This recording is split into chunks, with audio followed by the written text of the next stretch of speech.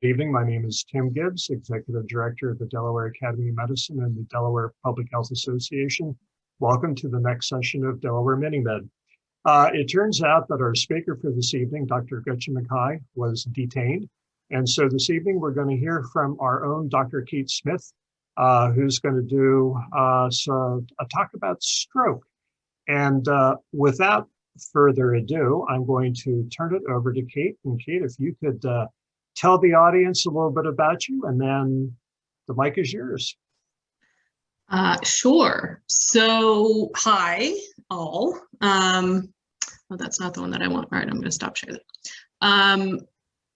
I am the program manager at the Delaware Academy of Medicine, and that means that any program that we have, I have a hand in it. So my job as program manager is to just make sure all of our programs are working well, but it also means that I get to learn about topics and give presentations on topics. And one of the programs that I manage is we have a stroke support group. And so I do the tech support for that because I've never had a stroke, but I do also give them presentations on what type of different types of stroke and different things about stroke. And so this is actually a presentation that I prepared for last month's stroke support group that never actually got given, and now I'm going to be giving it next month. So you guys get the joy of hearing this from me before they do. So I'm going to talk to you today about the worldwide burden of stroke. So there's a couple of definitions that you need to know about stroke before you can kind of understand stroke. So if you think of stroke, you need to think of it like a brain attack. You've heard of a heart attack where the coronary arteries either get blocked or there's a breakage in a coronary artery, and that leads to a heart attack. Well, a brain attack, if we think of a stroke as a brain attack, is that the arteries leading to the brain, something goes wrong. And you can have two types of stroke. There's an ischemic stroke, which means that the blood supply is blocked to the part of the brain. And there's a hemorrhagic stroke, which means that there's the blood vessel supplying the part of the brain bursts. Think of it like a water balloon that gets too full and then all of a sudden it bursts. It does that, except unfortunately it does that with blood, and that's not good for anybody. So the way that we talk about how stroke affects people in public health is we talk about a couple of interesting terms. The first one is years of life lost. So we look at how many people died due to this thing, in this case stroke, multiply that by the standard life expectancy at their age of death in years. So if you were 75, then your life expectancy is probably going to be not much. I think the life expectancy right now is 80 something. So how many people died at the age of 75 times, say, 5.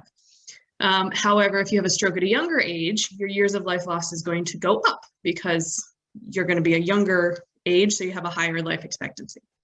The other thing that we look at is years lost to disability. So this means, you didn't die, but you had a stroke. And now we multiply how many people survived a stroke, multiply that by a weight. We give it a weight depending on how much of a disability is there. And then the average duration until remission or death. And so since there's no real remission from stroke, it's kind of, with stroke in particular, we look at life expectancy again.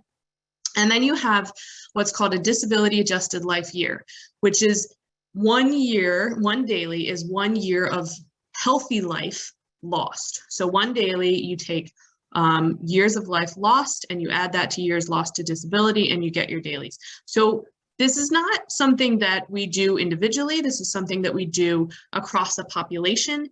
And we get what's called the burden of disease. So the burden of disease measures the gap between the current health status, so where we are now, how many people are having strokes now, and the ideal health situation, which is the one where nobody has any strokes and everybody lives to 120 years old and are happy and free of disease and everybody's great, okay? So those are the things that you kind of need to know. And then we're going to look at stroke. So let's start at home and look in the United States. So in 2018, 3.1% of the United States citizens had a stroke. That's 7.8 million adults who have ever had a stroke in their life.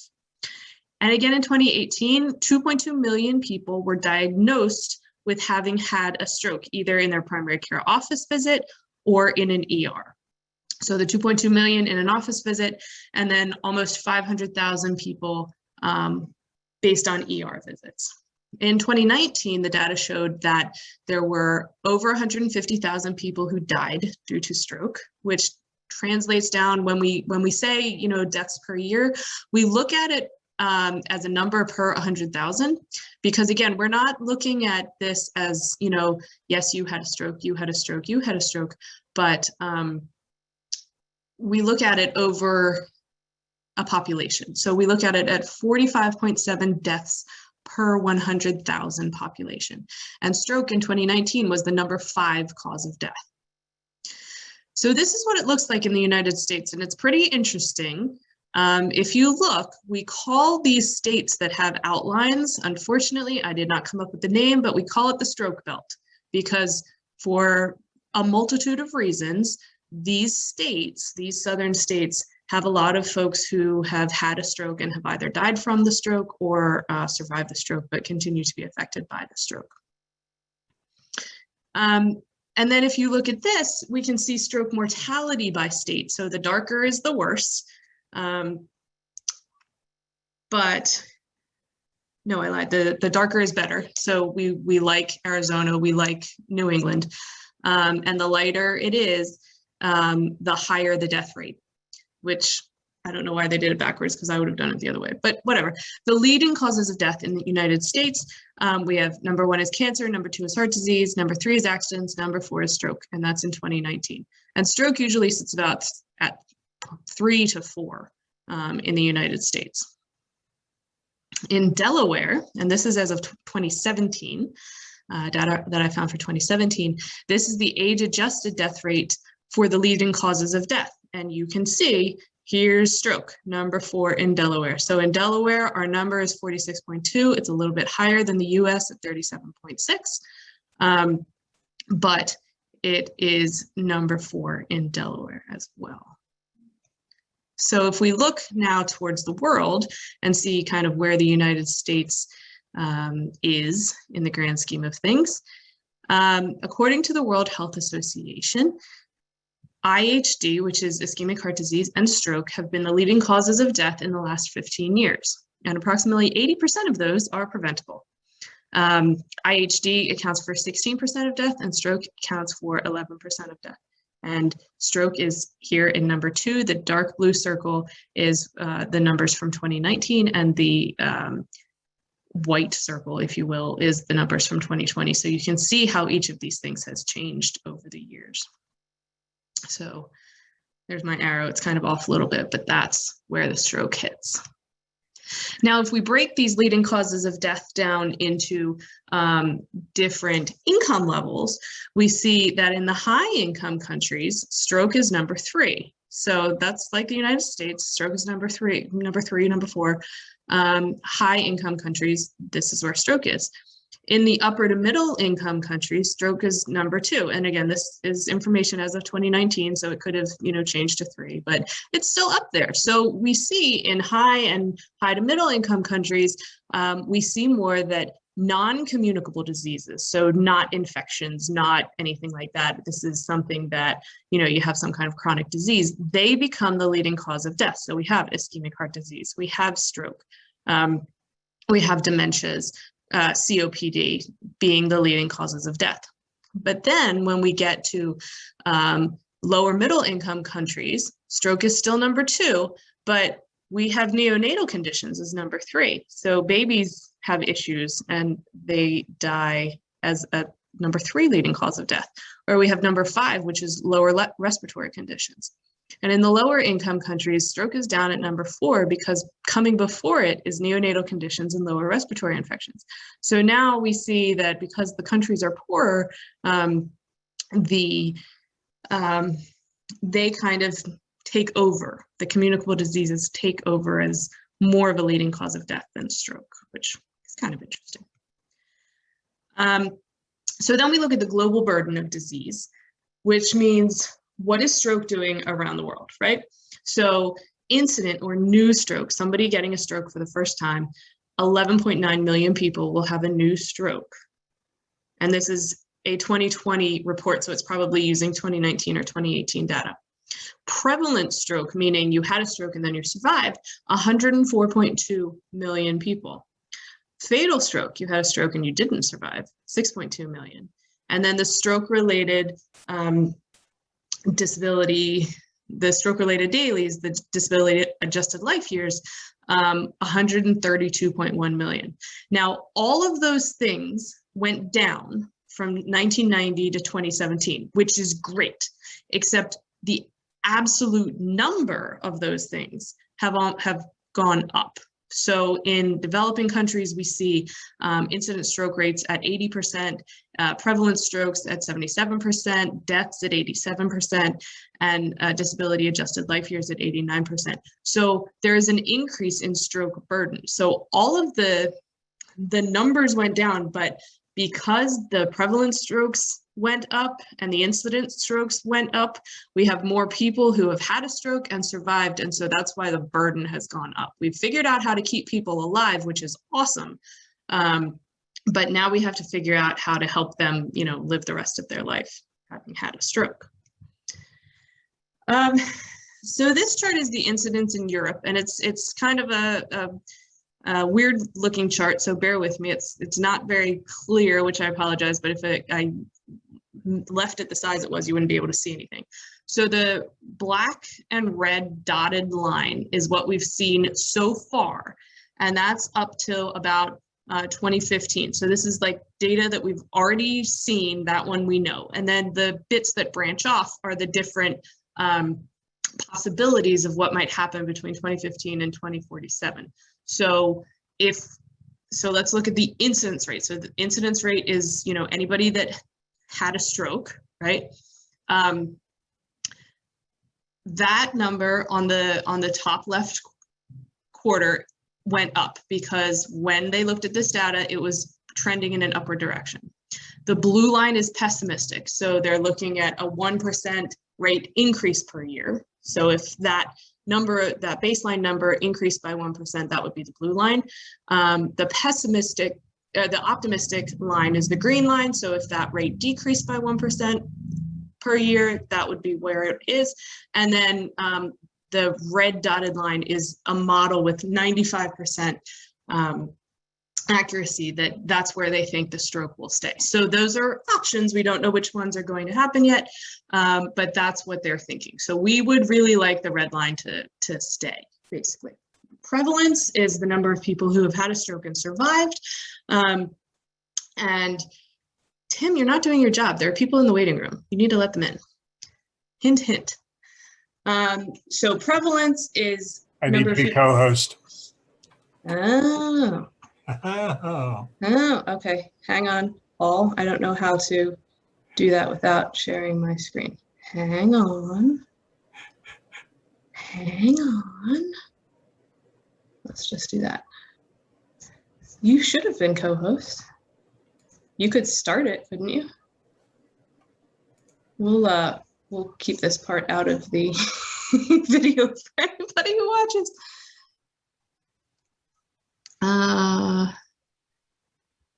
Tim. Sorry, folks. Technology happens.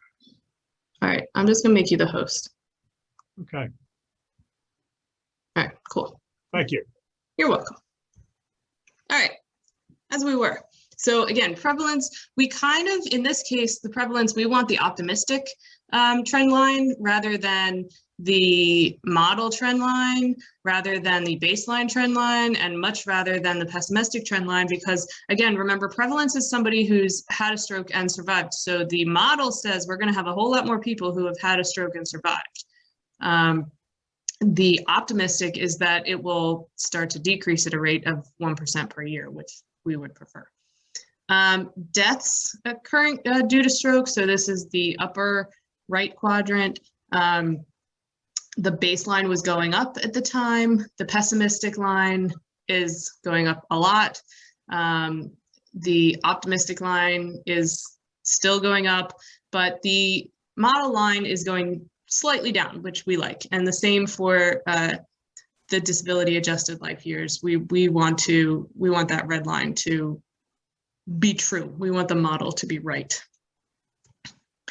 So this is a map, and this is from 2018, that's looking at the global lifetime risk of having a stroke, any stroke. So as you can see, the lower risk areas are Africa, India, South America, and then Central America. And then the ones that kind of look white but are really blue, on my computer they look very white, are somewhere less than 25%. Yellow is starting to get up there. The United States is in 23 to 29%. You see China and Mongolia are kind of high. So this is your global lifetime risk of having a stroke. Now, why? There are risk factors to having a stroke. Some of them are modifiable and some of them are behavioral. So let's talk about the modifiable ones. The biggest modifiable risk factor for stroke is high blood pressure.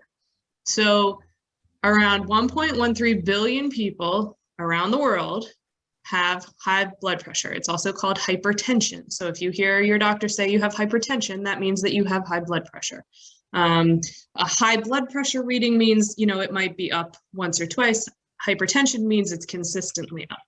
So we want to make sure that your blood pressure is low. And if you do have high blood pressure, you want to make sure that you're controlling it. So in men, the prevalence of having high blood pressure, hypertension, is around 24%, which means a quarter of you, men, are likely to have high blood pressure. And over 50% of the people who have high blood pressure, who have hypertension, don't actually know that they have it, which is why it's so important to go and visit your primary care physician so that they can do, yearly checkups and make sure that everything's under control. The prevalence of hypertension in women is around 20%. And in patients over the age of 60, that prevalence increases to 60%. Doesn't matter if you're a man or a woman. So over half of the patients over the age of 60 have some form of high blood pressure. And that leads to 27,397 deaths per day around the world, which is a lot, especially because it's preventable. So if you look at high blood pressure around the world, you see 23% of people living in the Americas have high blood pressure, 37% in Africa, 29% in Europe and Asia, 30% in Eastern Mediterranean, 25% in Southeast Asia, and 26% in the Western Pacific. So it's not something that's only seen in the United States. It's not something that's only seen in first world countries. It's seen everywhere, and people have it. Another modifiable risk factor is obesity. So this data is from 2016. Obesity is defined as having a body mass index equal to or greater than 30.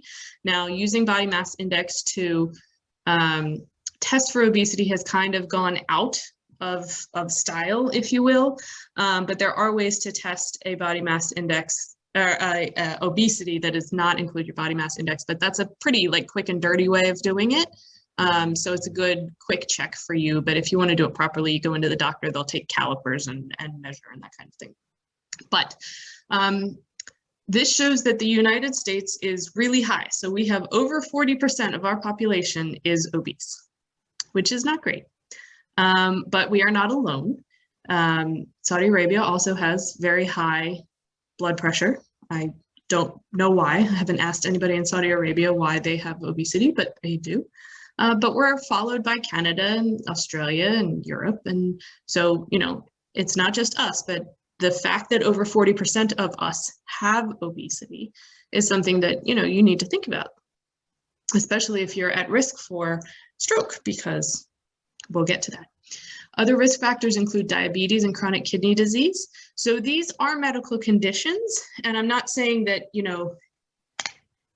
if you have diabetes, you're more likely to have a stroke if it's not controlled. There are those people that have diabetes and it's perfectly controlled and they're perfectly fine.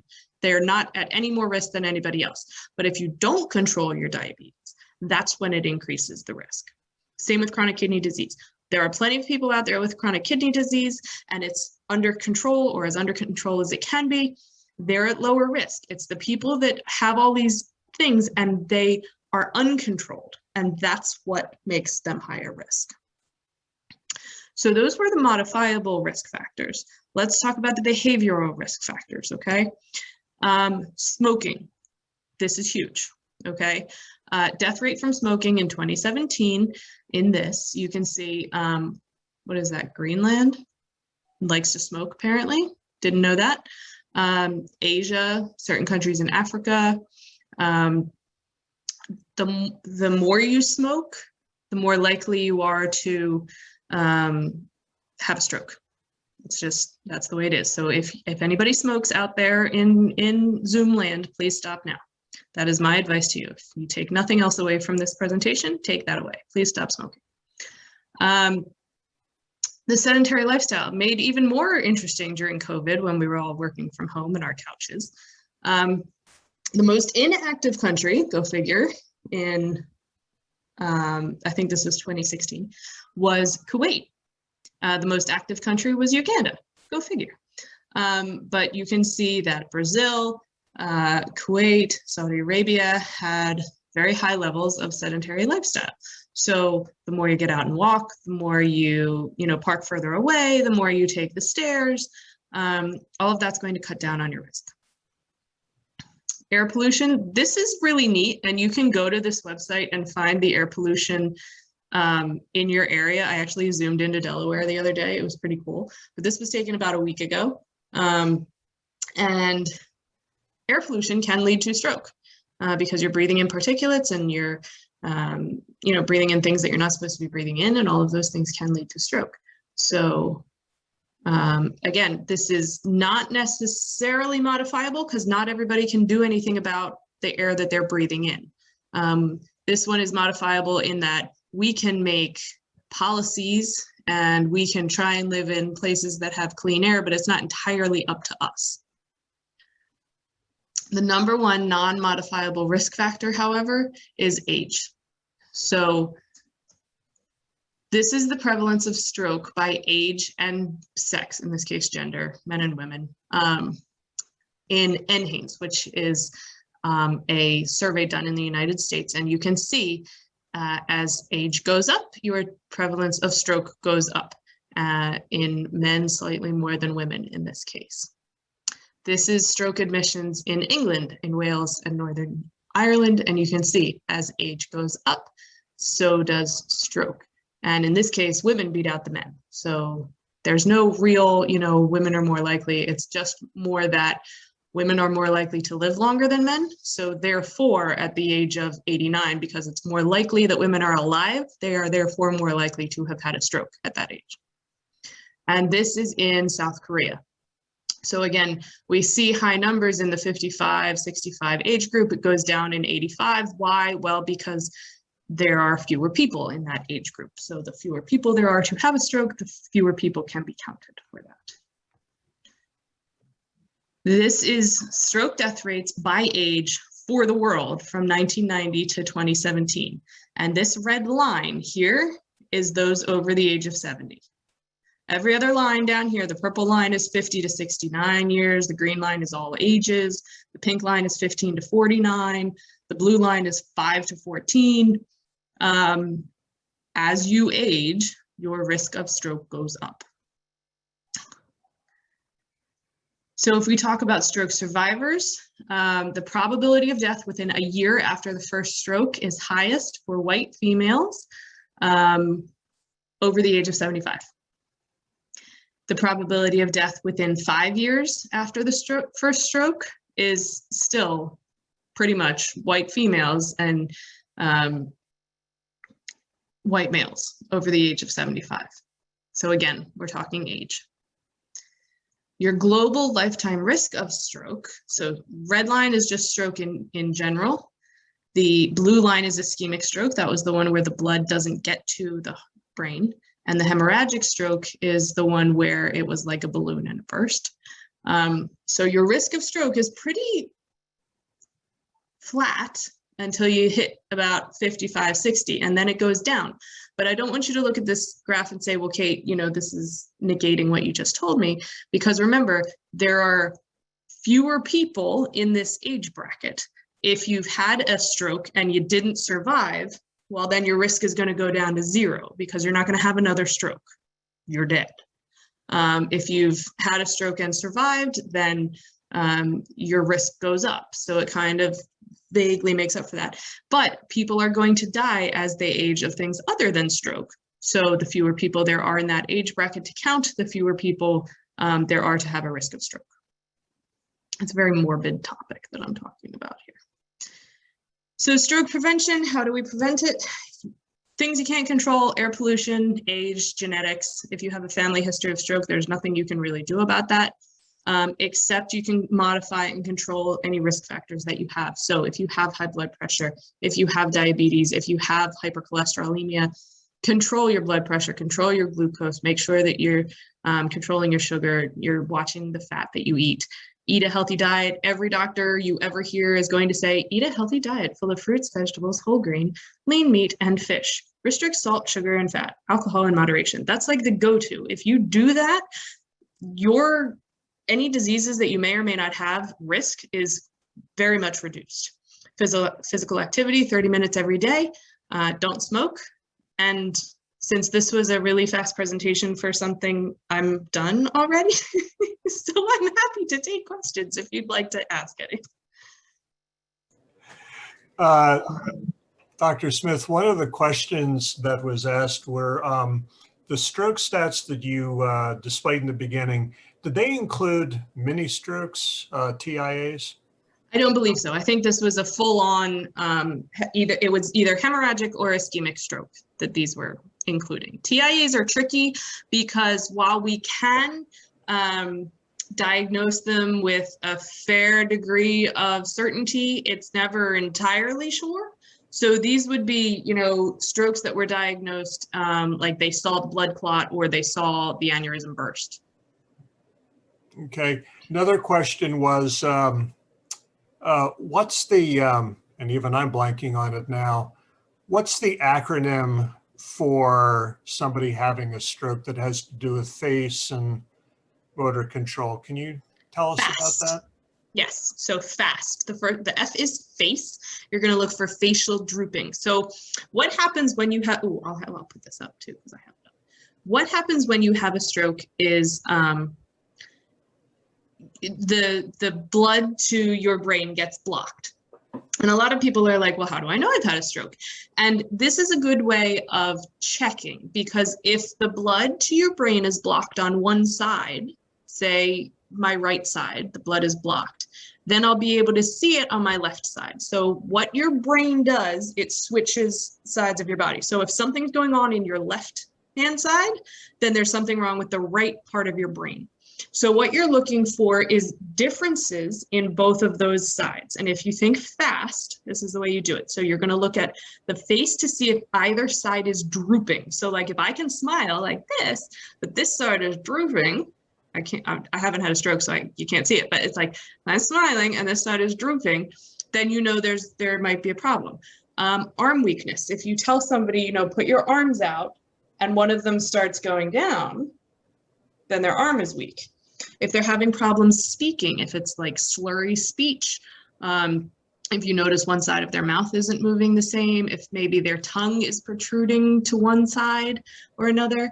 And then the other one is time. The faster we can take care of someone who has had a stroke, the more likely it is that they will be able to make a more complete recovery.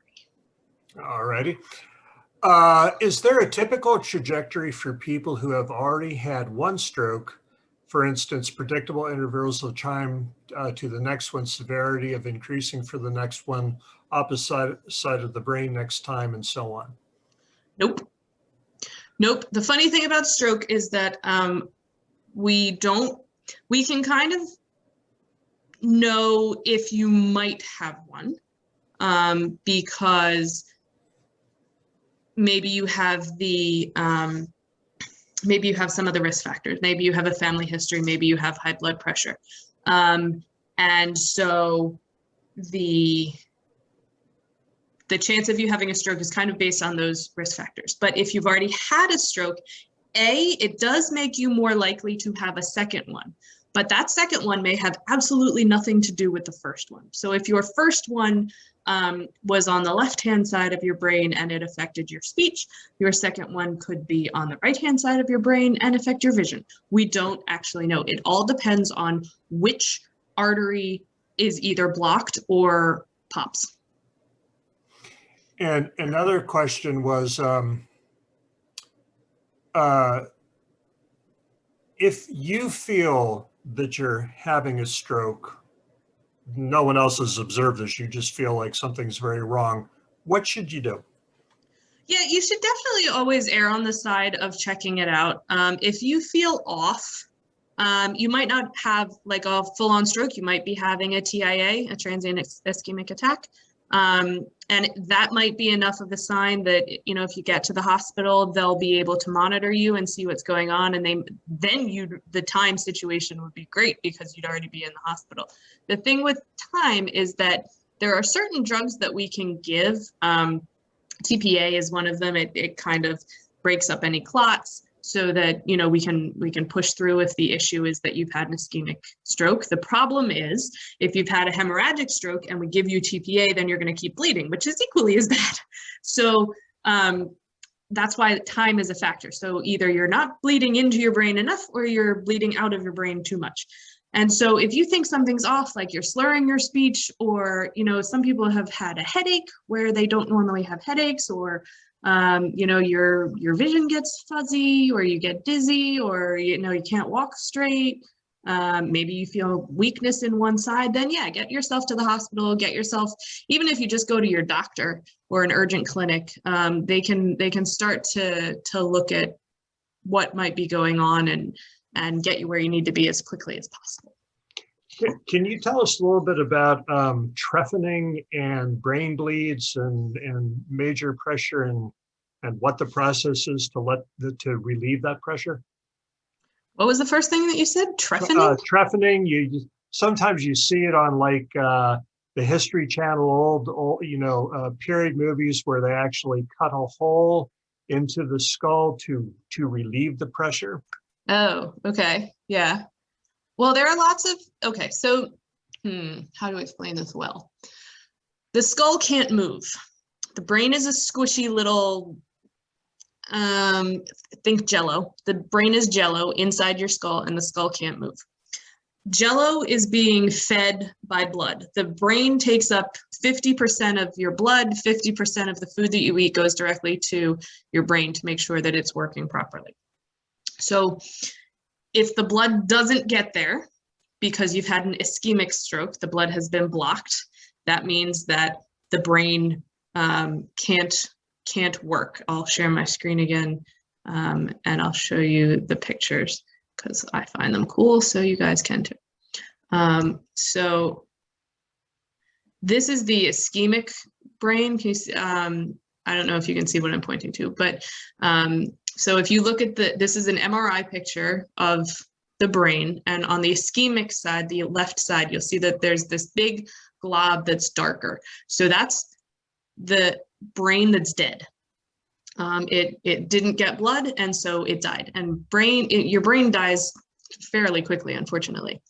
The hemorrhagic stroke is next to that on the right, is all this white is blood in your brain, not supposed to be there. Okay, so you can either have no blood in your head, bad, or too much blood in your head, also bad, because that blood has nowhere to, well, it does have places to go, but if there's too much blood in your head, then it's going to start pushing things away. So it's going to push the Jello into the skull, which is bad because then the brain could die from being pushed against the skull.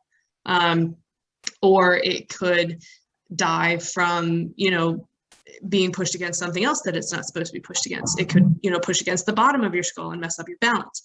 There are these, if you can see them, there's this big white glob in the hemorrhagic stroke MRI. There's a little, it kind of looks like a black tadpole next to it. And there are 3 little darker dots towards the bottom.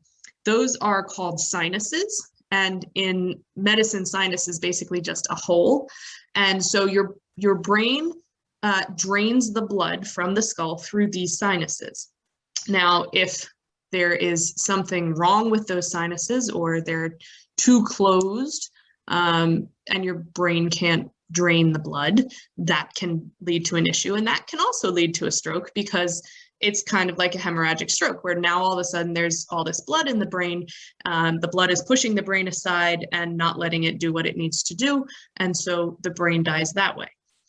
So what they did back in history is that, and sometimes it will still happen today, if you bumped your head, there's a chance that something's going to bleed. Now, normally you bang your head and you get a bruise. Fine, you get a bruise, no problem. But if you get a bruise is just blood right underneath the skin. It pools kind of where the bang happens, it pools, and then your body gets rid of the pool of blood. If it happens between the inner part of your skull, and there's a layer over the brain called dura mater. So if it happens between your skull and the dura mater, then that blood will push down on your brain. Let me see if I can find you a picture of these things. See, this is who we were supposed to have today. Aha, look at that. This got through the school. Don't tell me I'm doing things through the school. That's not good. All right, so let's look at this. I like it, geekymedics.com. Perfect, just like me. All right, yes, cookies, fine, fabulous. Pictures, pictures, pictures. Okay, so here's your hair, right? And then there's a fat pad, and then there's some connective tissue, and then there's the skull, and then there's dura mater. So this yellow, can you guys see what I'm pointing at, Tim? Yes. Okay, cool. So there's this yellow thing here, that's dura mater. The green thing here is dura mater, but it's like dura mater on the brain side. So you have like the dura mater on the brain side and the dura mater on the skull side. So if a hemorrhage or a bruise or, you know, pooling of blood were to start happening between the skull and the dura mater, then all this yellow and green would get pushed into the brain. Okay, and so that would act like a hemorrhagic stroke. I think this blue thing, yeah, so this blue thing here is the sinus, which remember is just a hole, right?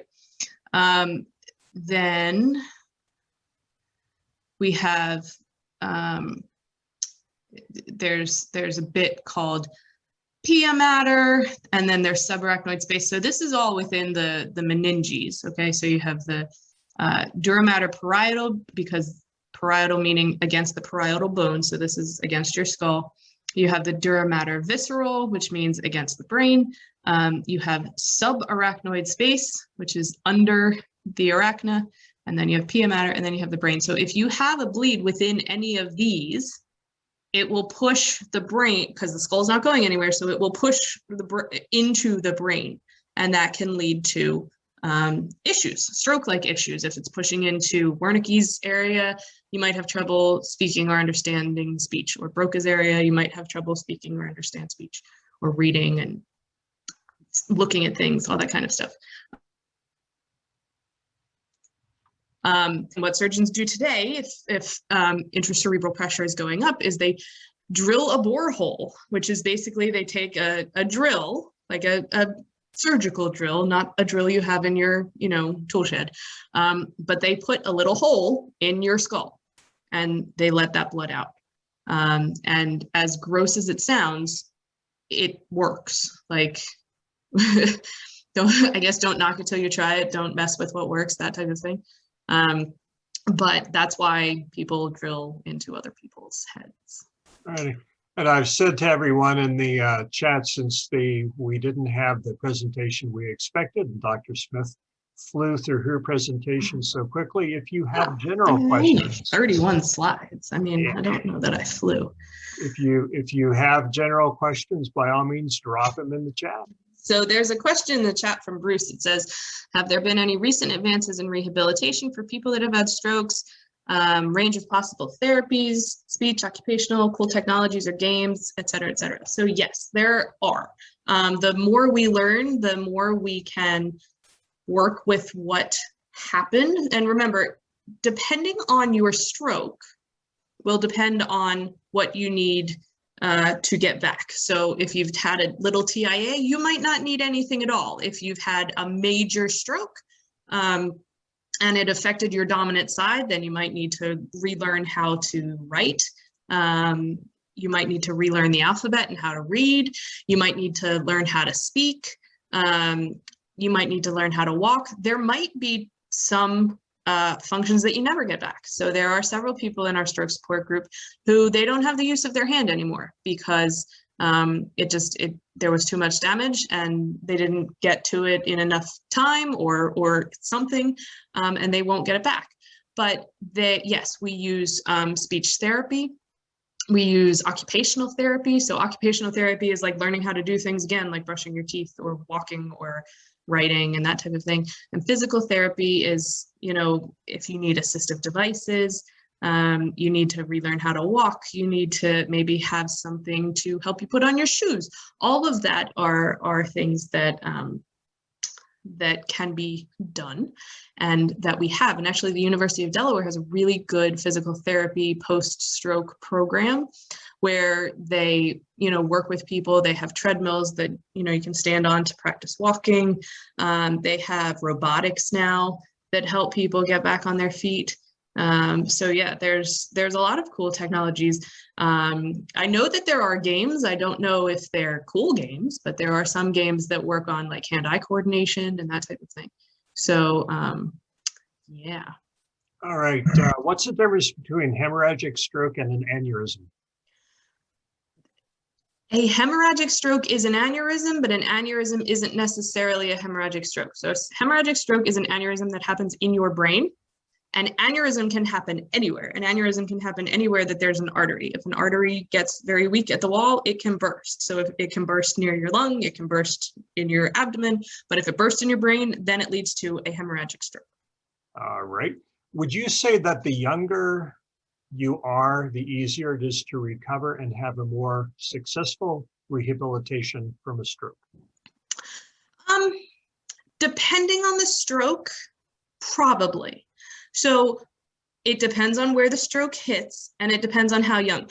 Children and adolescent and infant brains are very malleable. So we'll see ridiculous things like kids will be having epilepsy and they will literally cut their brain in half and cut off what. So the way that your brain works is like the right half controls the left and the left half controls the right, but there is a spot where they communicate with each other.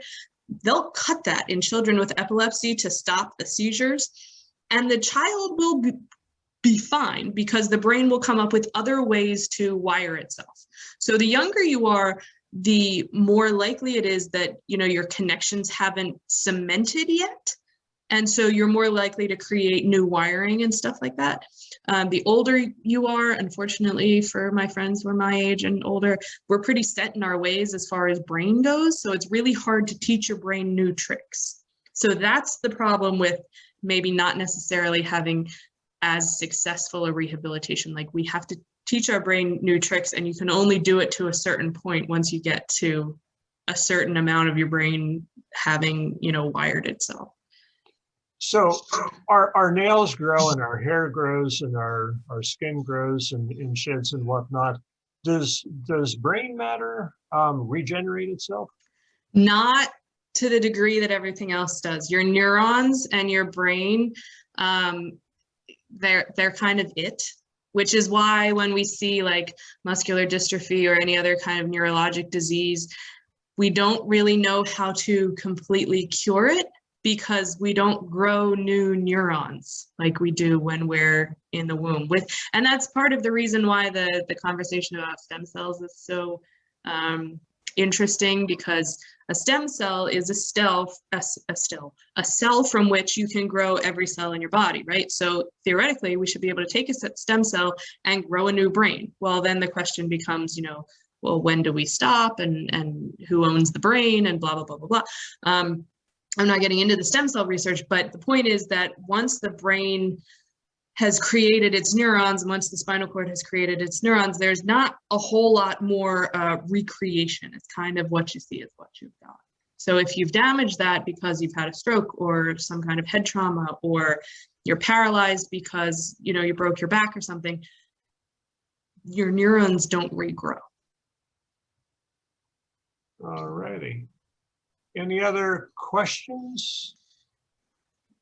So Stacy had a question in the chat. So even though the brain is damaged in certain areas, our brains have enough plasticity to learn new things in different areas of the brain. Yes, to a point. The younger you are, the more likely it is that you will learn it well, or you will retrain your brain well enough to pretty much be able to function without any observable deficit.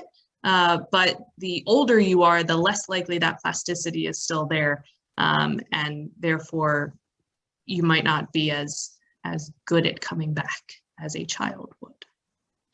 Kate, what's the relationship between migraines and stroke and those optic hallucinations that some people report? I don't know. I'm not a neurologist, but the headaches are tricky because they, like stroke, can have many reasons for happening. You can have a headache because you're dehydrated. You can have a headache because you had too much water. You can have a headache because you haven't eaten. You can have a headache because you're around too much noise. And everybody's headaches are going to be different. There are some migraine headaches that they have like a halo, which means that the person who's getting these migraines can tell that it's coming on because it has things that happen beforehand. So a lot of times it's a halo of light. So like if you look at a light bulb or something, you'll see a halo around it, or you'll hear a buzzing. So we don't really know if there's a connection between them, because a lot of people have migraines and they don't go on to have strokes, and a lot of people have migraines and they do go on to have strokes. And so there's no real, the only way to test that would be to take all of the people that have ever had a headache and follow them for the rest of their lives and see if they had a stroke and what kind of stroke that was, and then look at everything else that happened in their life to determine if there was any kind of correlation or causation, which that's way too much money for science. So there's no real way to answer that question. All right, and there's a question from Tanya. Is the medication that tells the brain that you are not in pain, and what, if any, is the outcome of that? Not quite sure. I'm not sure what you mean, Tanya. Do you maybe want to come off of mute? See if I can find Tanya in the queue here. Tanya, where are you? There you go. Tanya, I've asked you to unmute if you'd like to ask your question directly.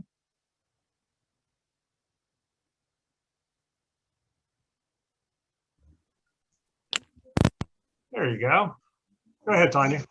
Okay. My question was more of when, like, let's say that you've had surgery, so you know that you're really going to be in pain.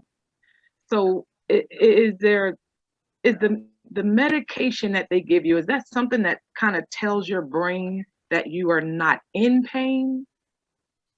And then what is the outcome of that? Because your body is in pain, but your brain believes that you're not. So I think you act accordingly to what you believe. Is that making any sense? Yeah, I got you. I'm picking up what you're throwing down. So the answer to your first half of your question is that pain relieving medications that we give, there are receptors in your brain that will say, this hurts, right? So the way that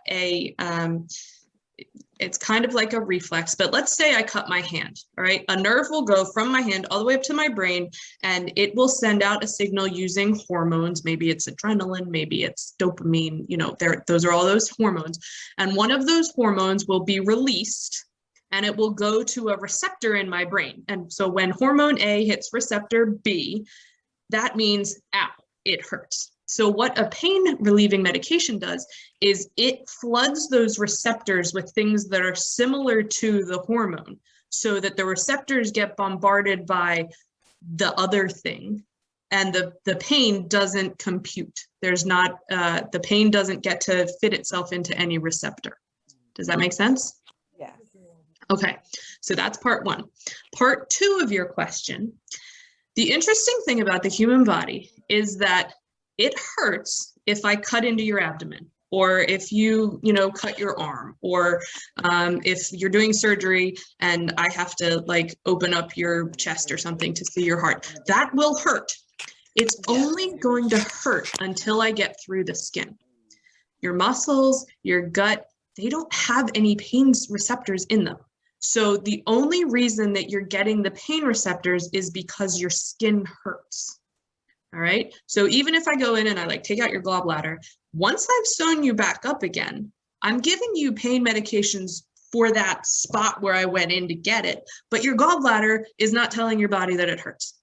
So yes, we have to be careful about how much pain medication you get, because if you've broken your leg, that hurts too. Bones hurt too. But if you've broken your leg and I've given you so much pain medication that you don't realize that it's broken, you're going to walk on it, you're going to make it worse. We actually see that with patients who have so much adrenaline running in them. They've got so much adrenaline, they don't realize that they're hurt. Now, the adrenaline has helped them to, I don't know, escape the burning building. But once they're out, they look down at their feet and they realize, oh, my feet are all burned at the bottom and I didn't even notice. So yes, we have to be careful when we give you pain meds to make sure that we're not giving you too much, which is why if you have surgery, first we make you go to sleep so that you're not awake during surgery. But again, if you wake up during surgery, you probably won't feel it. It'll be scary as anything because, you might wake up and be like, oh my God, I can see all these people in there. But you won't be able to necessarily feel any pain. It's just weird. But then, yeah, we'll have you on really heavy pain meds, and then we wean you off of them in the hospital so that we can be sure that we've got a good dose where you're manageable. And then when you go home, we give you like the Tylenol 3 and that type of thing. A couple other questions. Does having COVID-19 make you more at risk for a stroke? We don't know yet. I don't think we have enough data. There are some people that say yes, and some people that say we don't have enough data yet. So anecdotally, I would say some things might. So if you get COVID so bad that you have to be in the hospital, then you're not really moving around a lot. And we all know sedentariness increases your chance of stroke. They're saying that some people who have had COVID will have some kind of cardiovascular issue afterwards. So if that issue is leads to high blood pressure, then yeah, your risk for stroke might go up because you have the high blood pressure. We don't have enough long-term data yet on COVID-19 for me to equivocally say yes or no. It's going to be we have to wait and see, but maybe. Okay. Another question. What are the major differences between stroke and Bell's palsy? So stroke is a brain attack. We don't know where it's going to hit in your brain. Bell's palsy is the paralysis of your facial nerve. So there's a nerve that comes out of your brain and it basically does this. There's one on each side, and part goes up to your forehead, part goes to your chin, and part goes to your cheek. So if you get paralysis of this, and Bell's palsy can happen because of stroke if that part of your brain was affected. The facial nerve is a cranial nerve, which is a little bit different than your brain. But if the stroke has affected that area where the cranial nerve comes out, then it might be affected by the stroke. But in general, it's due to high stress or pinching the nerve, or, we worry about Bell's palsy if somebody has had some kind of a facial laceration or something happened to their face. But yet you'll see a facial droop there. So, it's important to note if it is just Bell's palsy or if it is in fact stroke, which is why we do the arms and the speech and everything.